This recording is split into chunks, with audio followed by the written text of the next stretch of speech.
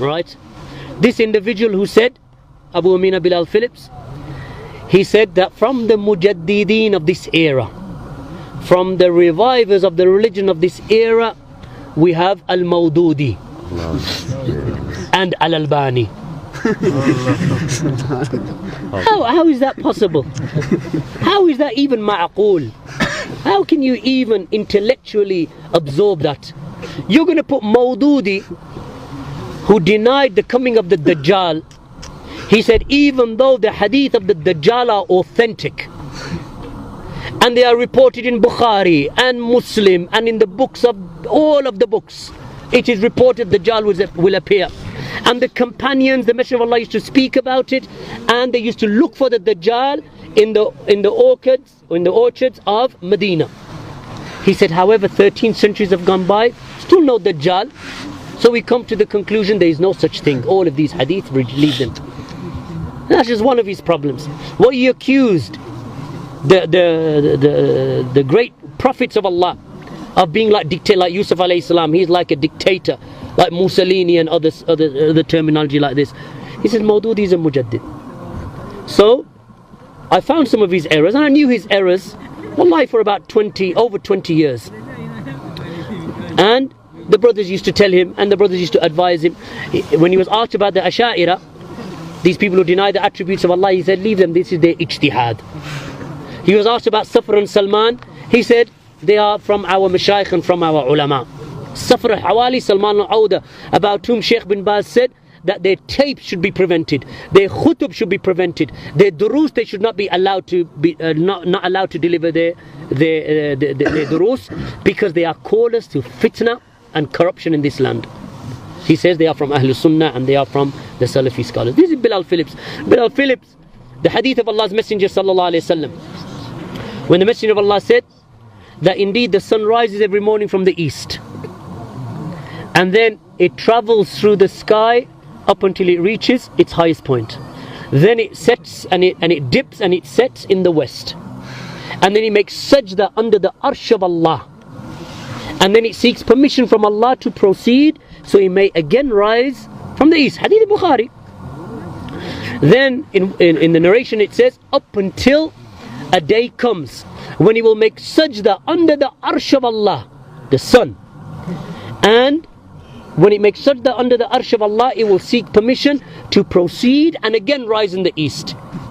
And it will not be given permission. And it will seek permission, and it will not be given permission. And it will seek permission, and it will not be given permission. And then it will be given permission, and Allah will command it to rise from where it set. On that day, the sun will rise from the west. What does he say? He says that what this means is that the earth, because it rotates, it means that the earth will rotate in the opposite direction. So he said, why? Because the sun does not, it's not that the sun will change orbit. He says rather the earth will flip upon its axis and start turning the other way, because science has shown us that it is the sun that rotates.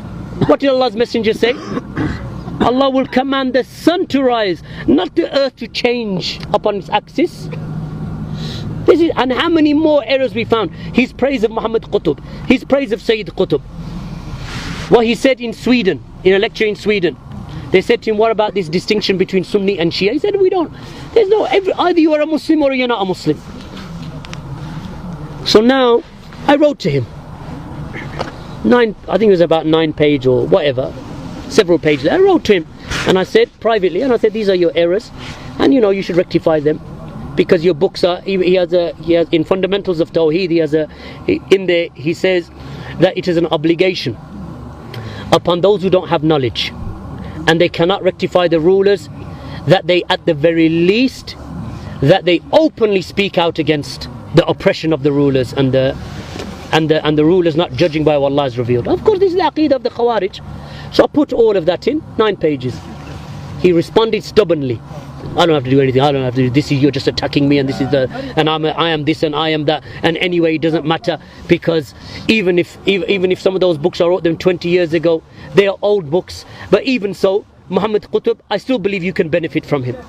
And the likes of Mawdudi and Sayyid Qutb, then just as we say Ibn Hajar and Imam al-Nawawi had errors, then likewise Muhammad Qutb or Sayyid Qutb and Maududi, they have mistakes also. So instead of humbling himself, he just pushed himself even further. So then we wrote a 45-page refutation upon him. This is the Shaykh of Abu Usama, Khalifa. This is their network. Abdul Rahim Green, Yusuf Estes, who else is with them? All of these Yasir Qadis and these individuals, all upon that same methodology. So yes, all of these will claim what? Except for Yusuf Estes, who wouldn't know a Salafi from a sandwich. Right? All of these individuals, they claim that they are Salafi. Abu Usama claims he is Salafi. Well, actually, even now, Yasir Qadi has ejected himself from Salafiyya. He says, I am now mature. You know, I was a teenager, I was young, now Salafi, khalas, there's no more Salafiyya for me. I've grown out of it, yani. It's not intellectually challenging, right? It doesn't challenge me intellectually. You know, those were days when I was younger. And it doesn't really deal with the problems, and it's too antagonistic to those who oppose it. Right? What's he talking about, the madhab?